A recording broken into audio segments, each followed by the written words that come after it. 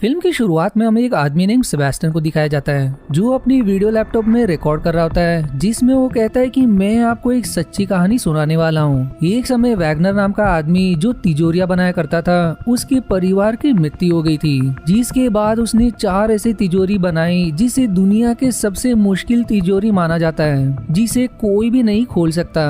पर वैगनर अपने परिवार को खोने का गम बर्दाश्त नहीं कर पाया और उसने अपने आप को ही एक तिजोरी में बंद कर लिया, जिसे लोगों ने खोलने की बहुत कोशिश की, लेकिन सभी नाकाम रहे और उसी में वैगनर की मृत्यु हो गई। जिसके बाद उस तिजोरी को वैगनर की समाधि मानकर समुद्र में डुबा दिया गया। लेकिन अब भी 3 तिजोरी बाकी है, पर वो तिजोरी कहाँ है और किसके पास है उसकी कोई जानकारी नहीं है। इतना कहने के बाद सेबेस्टियन अपना वीडियो बंद करके उसे YouTube पर अपलोड कर देता है, जिसके बाद वो वहीं रखे एक लॉक को अपनी आंख बंद करके कुछ ही सेकंड्स में खोल देता है। दरअसल वो हमेशा से लॉक खोलने की पढ़ाई कर रहा है और मुश्किल लॉक्स को खोलने में काफी हद तक सफल भी रहा है। वहीं उसके YouTube के किसी भी वीडियोस पर व्यूज, लाइक्स कुछ नहीं आते थे, जिससे वो थोड़ा परेशान भी रहने लगा। अब वो वहाँ से बैंक में आता है जहाँ वो काम करता है। वहीं फिर उसे एक फीमेल चिल्लाते हुए कहती है कि मैं यहाँ रोज आती हूँ, फिर भी मेरा काम नहीं होता, पर आज जरूर हो जाना चाहिए। तभी फिर सेबेस्टियन को न्यूज से पता चलता है कि एक ज़ॉम्बी वायरस फैल रहा है जो अब तक कई लोगों को इन्फेक्ट कर चुका है। सेबेस्टियन को अब वो फीमेल भी ज़ॉम्बी जैसी दिखाई देने लगती है, इसलिए डर के मारे वो चेक उसे दे देता है, जिसके बाद वो वहाँ से चली जाती है। वहीं कोई फीमेल सेबेस्टियन पर नजर रखी हुई थी। अब अगले दिन वो फिर से बैंक आता है और लंच के समय वो अपना YouTube चैनल देखता है, जिसमें एक व्यू और कमेंट भी था और कमेंट में लिखा होता है कि यदि अपना कला का प्रदर्शन करना चाहते हो तो इस जगह पर आ जाओ और वहाँ पहुंचकर ये पासवर्ड कह देना। अब ये देखकर वो खुश हो जाता है और तुरंत वहाँ के लिए निकलता है। वहाँ पहुंचकर वो बाहर खड़े गार्ड को पासवर्ड बताने के बाद वो उसे अंदर जाने देता है, जहाँ एक कंपटीशन चल रहा था जिसमें जो भी सबसे पहले तिजोरी खोलेगा वो जीत जाएगा।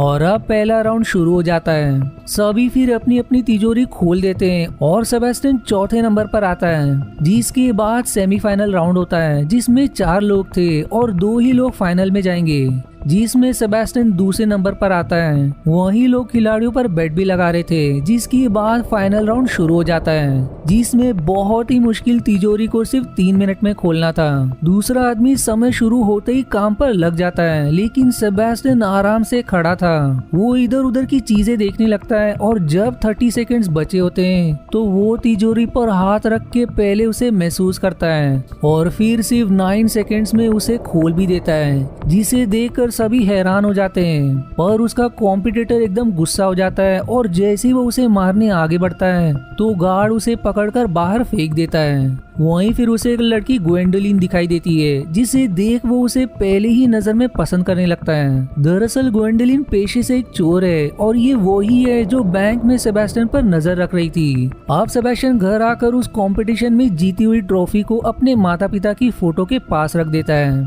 फिर अगले दिन जब वो रेस्टोरेंट में कॉफी लेता है तो तभी उसके सामने ग्वेंडोलिन आ जाती है और अचानक उसके सामने आ जाने से सेबेस्टियन की कॉफी उसके ऊपर ही गिर जाती है, पर वो उसे देखकर खुश हो जाता है। ग्वेंडोलिन फिर उससे कहती है कि मैंने ही तुम्हें वो कमेंट किया था ताकि मैं तुम्हारे कला को देख सकूं। वो उसे रिवील करती है कि मैं एक वांटेड हूँ, कई देश की पुलिस मुझे पकड़ना चाहते हैं। जो सुनकर सेबेस्टियन थोड़ा डर जाता है, पर वो कहती है कि मेरे पास तुम्हारे लिए एक काम है। हम दरअसल एक इंटरनेशनल चोरी करेंगे जिसमें हमें वैगनर की 3 तिजोरी को खोलना है, जिसके अंदर बहुत सारा पैसा है। अब ये सुनकर सेबेस्टियन खुश हो जाता है क्योंकि उसे हमेशा से उस तिजोरी को खोलने का मन था। ग्वेंडोलिन फिर कहती है कि हमारे पास और भी लोग हैं, हम मिलकर इस चोरी को अंजाम देंगे, जिसके बाद वो उसे अपना कार्ड देकर वहाँ से चली जाती है। अब घर लौटने पर सेबेस्टियन के काफी देर तक सोचने के बाद वो ग्वेंडोलिन का साथ देने के लिए राजी हो जाता है। फिर अगले दिन वो ग्वेंडोलिन के घर जाता है, जहाँ वो उसे टीम के बाकी मेंबर से मिलवाती है, जिनमें पहली कोरिना जो एक हैकर है, दूसरा रैल्फ जो एक खतरनाक ड्राइवर है और तीसरा के जो एक बॉडी बिल्डर है। इस पर भी सेबेस्टियन कहता है कि हम 5 लोग मिलकर इंटरनेशनल चोरी करेंगे और किसी कोने में छुप जाएंगे, जिस पर फिर ग्वेंडोलिन कहती है कि हाँ ऐसा ही प्लान है। पर फिर सेबेस्टियन कहता है कि ऐसा नहीं होगा। लेकिन फिर गोंडोलिन कहती है कि हमारी 5 ही लोगों की टीम है, इसलिए पुलिस को जल्दी हम पर शक नहीं होगा। अब कोरिना सभी को उन तीनों तिजोरी के बारे में बताती है कि पहली पेरिस में है जो सबसे आसानी से खुल सकती है क्योंकि वहाँ इतनी सिक्योरिटी नहीं है। दूसरी प्रेगवा में है जो इससे थोड़ी मुश्किल है और तीसरी स्विट्जरलैंड में जिसे खोलना सबसे ज्यादा मुश्किल है, जिसमें कम से कम $100 मिलियन है और इन तीनों तिजोरी का मालिक टनाका नाम का आदमी है। इसके बाद अब सभी तैयार होकर पेरिस के लिए निकलते हैं, जहां सभी सेबेस्टियन को प्लान समझाकर सबसे पहले उसे बैंक के पास भेजते हैं। सेबेस्टियन अब बैंक के अंदर आ जाता है, जहां उसके डर के मारे पसीने छूट रहे थे, पर प्लान के अनुसार वो पहले बाथरूम में छिप जाता है और अब वहाँ गोंडोलिन आ जाती है जो बाहर खड़े गार्ड को अपना सामान पकड़ने के बहाने उसकी चाबी ले लेती है और अंदर आकर एक फीमेल को उसके लॉकर के पास ले जाने को कहती है जो उसने गलत नाम से यहाँ खुलवाया है और फिर वो फीमेल उसे लॉकर के पास छोड़ देती है। जिसके बाद कोरिना अंदर आती है जो काउंटर पर बैठे लोगों का ध्यान भटकाते हुए कहती है कि मेरा क्रेडिट कार्ड गुम हो गया है। वहीं तब तक गोंडोलिन सेबेस्टियन को बाथरूम से निकालकर लिफ्ट से होते हुए उस तिजोरी के पास लेकर आती है, जिसे देख सेबेस्टियन खुश हो जाता है और अब वो वार्म अप करके गोंडोलिन को तिजोरी की कहानी सुनाने लगता है। पर वो उसे पहली तिजोरी खोलने को कहती है, जिसके बाद वो एक म्यूजिक बजाकर तिजोरी खोलने की कोशिश करता है, जिसमें दरअसल 3 लॉक लगे थे और वो लॉक की आवाज सुनते हुए पहले लॉक को खोल देता है और ऐसा ही करते हुए वो तीनों लॉक को खोलकर तिजोरी का दरवाजा हटाता है, जिसे देख दोनों भी खुश हो जाते हैं कि उन्होंने वैगनर की पहली तिजोरी को खोल लिया।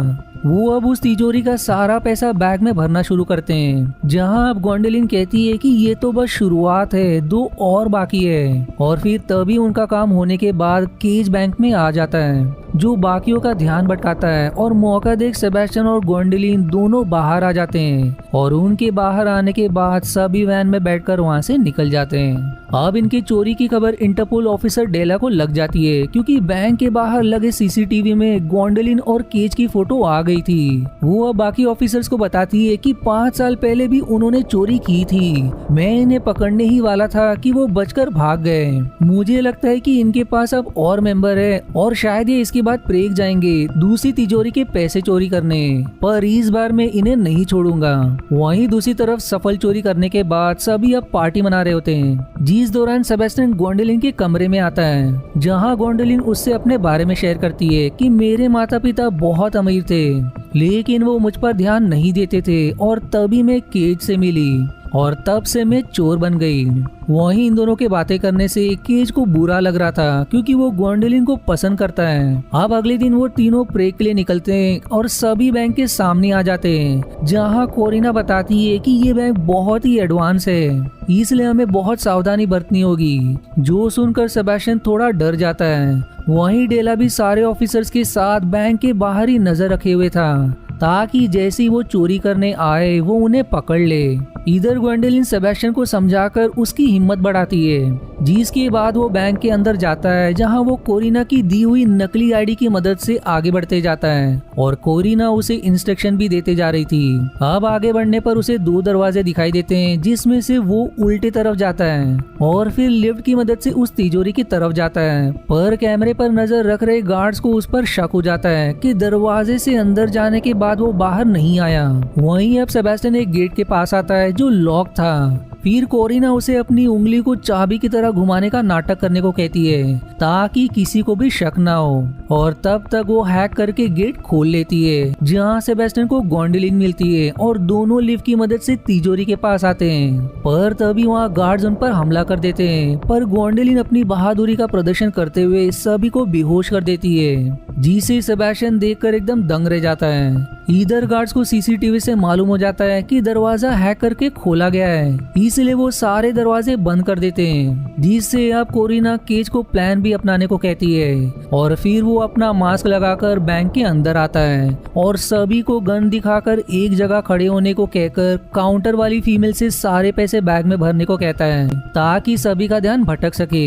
इधर डेला को कहीं भी कोई गड़बड़ी नहीं लगती, जिस पर उसे शक हो जाता है, इसलिए वो अब बैंक के अंदर आता है है, जहाँ उसे पता चलता है कि उस तिजोरी को एक हफ्ते पहले ही यहाँ से दूसरे ब्रांच में शिफ्ट कर दिया गया था। जो सुनकर वो गुस्सा हो जाता है और अपनी असिस्टेंट ब्रेक और बाकी ऑफिसर्स के साथ उस ब्रांच के लिए निकलता है। वहीं इधर सेबेस्टियन तिजोरी खोल ही रहा होता है कि तभी उससे गड़बड़ हो जाती है, जिससे बाकी लोग अंदर चले जाते हैं। वो अब ग्वेंडोलिन से कहता है कि अब गलती हुई तो ये तिजोरी हमेशा के लिए बंद हो जाएगी। जिसके बाद वो फिर से कोशिश करता है, जिसमें भाग्य से वो एक एक करके तीनों लॉक खोल देता है, जिससे वो दोनों बहुत खुश हो जाते हैं। वहीं इधर कोरिना केट से कहती है कि काम हो गया है, वापिस आ जाओ। पर अब उसे गार्ड्स पकड़ने आ जाते हैं, जिस भागा-दौड़ी में उसे कंधे पर गोली लग जाती है, इसलिए वो खिड़की से सीधे नीचे कूदकर वैन में आ जाता है। वहीं इधर केज के जाने के बाद लोग बैंक से बाहर भागने लगते हैं और मौका देखकर ग्वेंडोलिन और सेबेस्टियन भी बैंक से बाहर आकर वैन की तरफ भागते हैं। सेबेस्टियन फिर अपना बैग वैन में डाल देता है और केज पहले ग्वेंडोलिन को पकड़कर वैन में बिठाता है। और जब वो सेबेस्टियन को पकड़ता है तो उसे लगता है कि अगर वो हमारे साथ रहा तो वो ग्वेंडोलिन को मुझसे दूर कर देगा। जिस गुस्से में वो उसे वैन से बाहर फेंक देता है, जिसे देख सभी हैरान हो जाते हैं और तब तक वैन वहाँ से चली जाती है।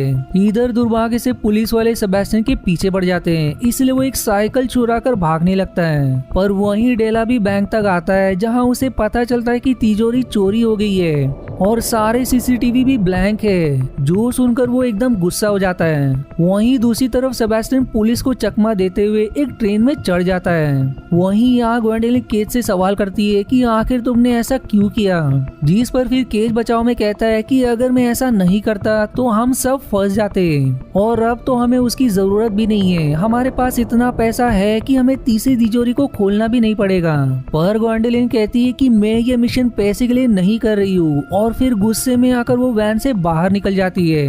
अब वो ग्वेंडोलिन को जाता देख कोरिना भी उसके साथ हो जाती है, इसलिए अब केज गुस्से में कहता है कि तुम दोनों चले जाओ, मुझे तुम्हारी जरूरत नहीं है। इधर सेबेस्टियन अब अपने घर आता है, जहाँ कोरिना और ग्वेंडोलिन पहले से मौजूद होते हैं, जो सेबेस्टियन को सरप्राइज देकर डरा देते हैं। सेबेस्टियन उनसे गुस्से में कहता है कि तुम दोनों यहाँ क्या करने आए हो, यहाँ से चले जाओ।